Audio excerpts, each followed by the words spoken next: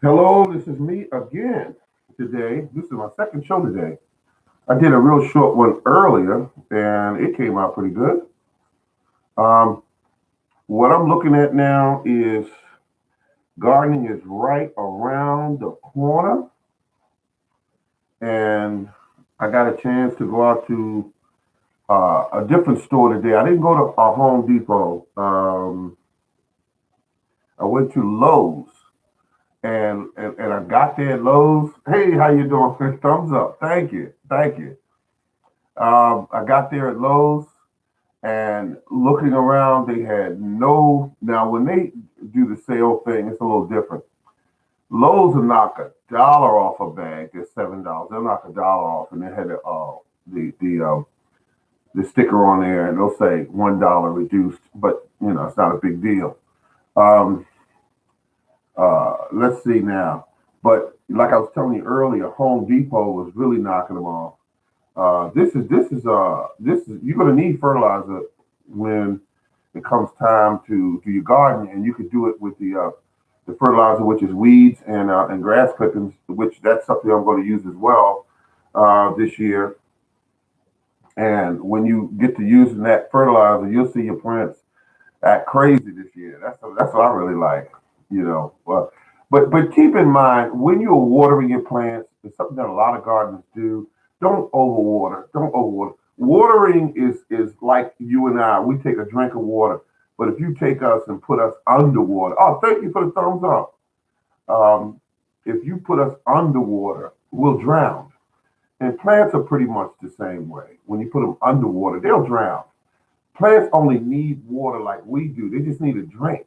They don't need a lot of water. And a lot of videos tell you some weird stuff. They'll say water an inch or 2 inches. No, I mean just water it where you have some water, at the base of your plant.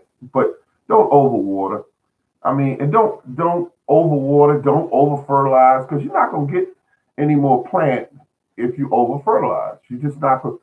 The trick is buying the right. If you're gonna buy plants, I'll put it that way. If you're gonna buy plants, don't buy plants that's been sitting in a pot, root bound for weeks on end. Don't buy those. You say, "Oh, this is big." You slide that plant out of that pot, and if it's root bound real bad, leave that plant right there. Leave it there. If you see it putting on blossoms and fruit and all that stuff, leave that plant right there because that plant is basically going to be kind of stunted because of the simple fact that's been sitting there for 8, 9 weeks. It's been growing somewhere and stunted. You don't want to do that.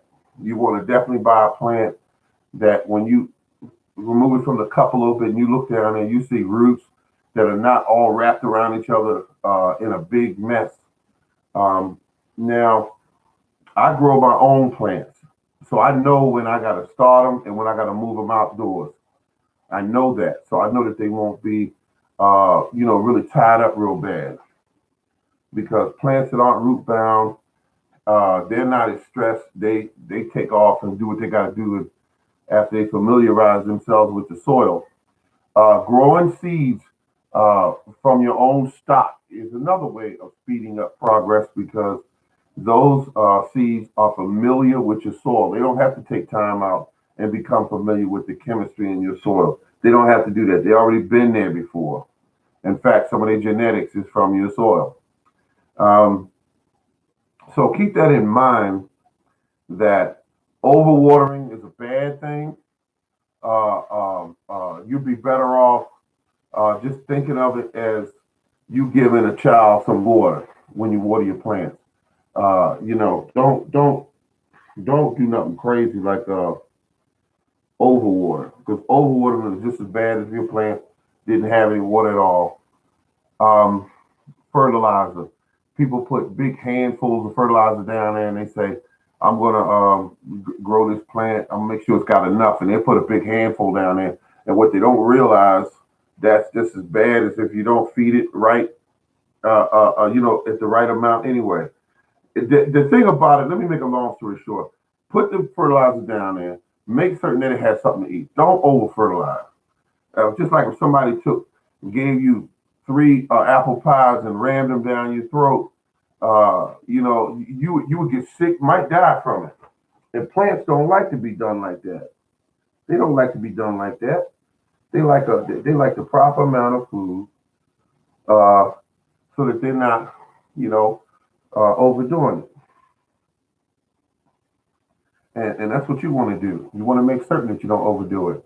Um, so that's what I do. I give it a little bit of fertilizer.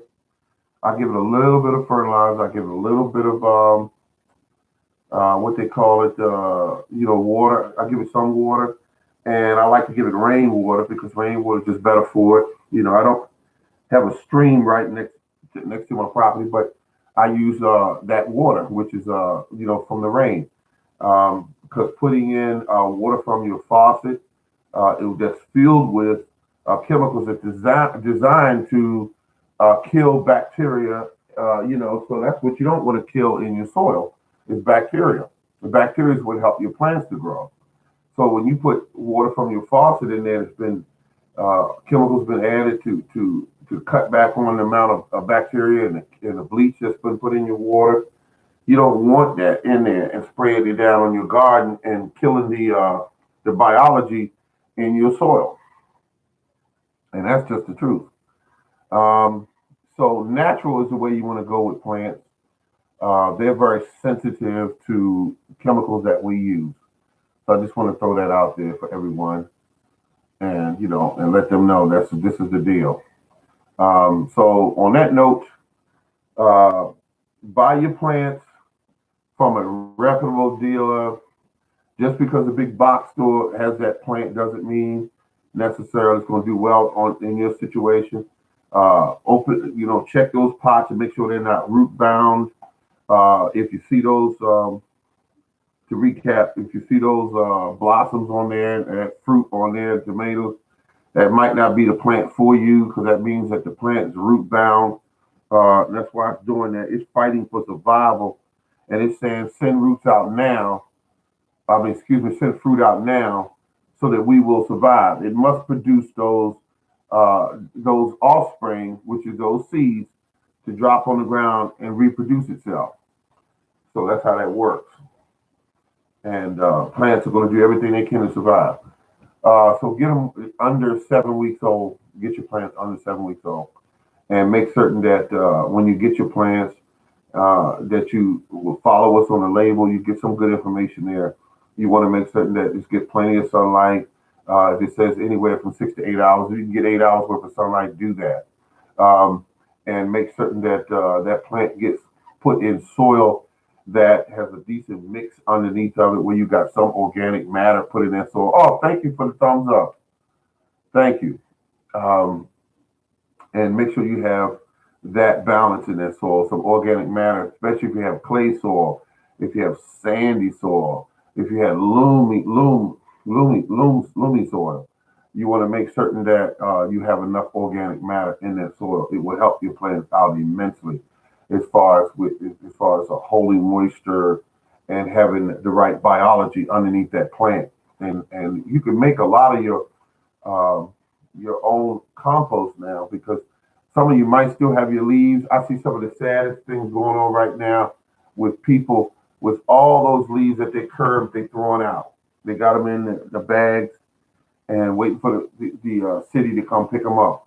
And the city takes those bags and they pour them out, and then they wet them down and they mix them up and they keep mixing them up, and they use something like a starter, for the leaves, and they put in they could put in some of the old compost in there and really get it mixed up, and so that help break down some of the.